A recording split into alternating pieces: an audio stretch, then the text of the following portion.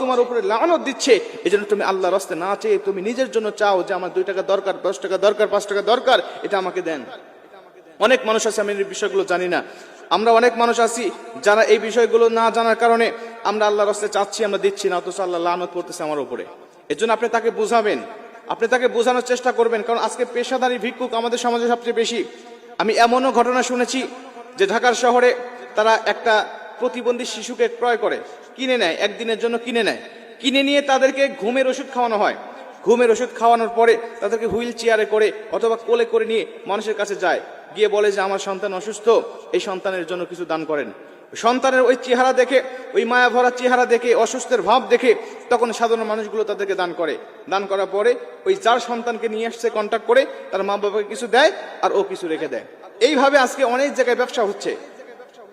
এদেরকে আপনি যদি চিহ্নিত করতে পারেন যে এরা আসলেই পেশাদারী, তাহলে